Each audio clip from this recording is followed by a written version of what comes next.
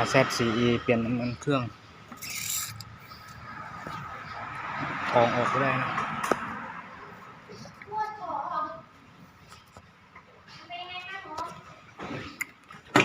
ใกล้จะออกแล้วเดี๋ยวส่องไฟให้พี่ไม่เปลี่ยนใช่ไหมได้เปลี่ยนได้เปลี่ยน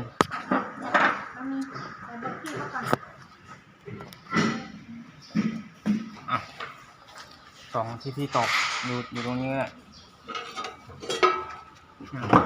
เป็นได้ด้วยเป็นได้ไม่ได้นะ 1.9 ทำแล้วนี่เป็นวิธีเอาออกถ้ารอบหน้าเจอแบบนี้ก็ทำแบบนี้อยู่ข้างในเนี่ย1.9 ทำแล้วเป็นงานพี่แล้ว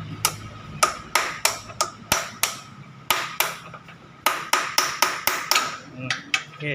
เราส่องไฟเอากล้องส่องเข้าไปที่นี่ที่จะหมุนข้างบนได้ดูนะ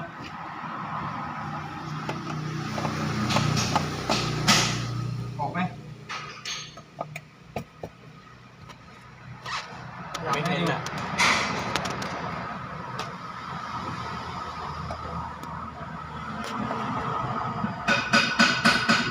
บุญเลยพี่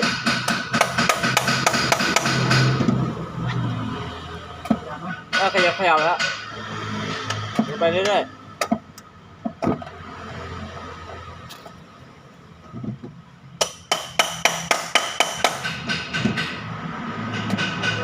ขยับไปเลยพี่หมุนไป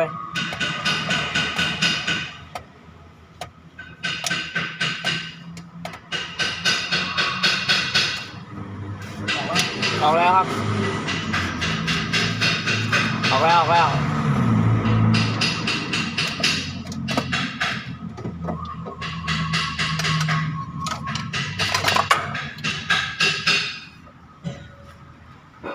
ยอดไหมนี่กองไม่ถอดไม่ออกเดี๋ยวลองขยับพี่เอากองออกมาก่อน1.9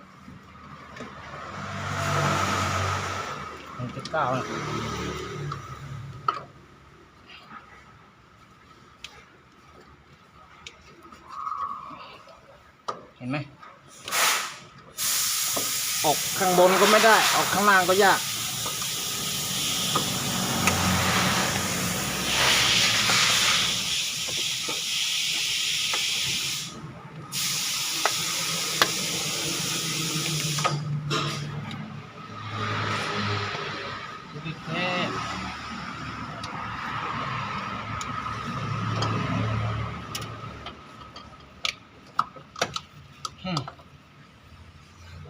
ออกแล้ว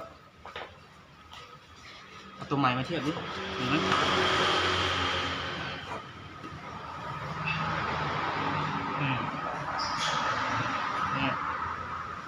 เสียหายมากเดี๋ยว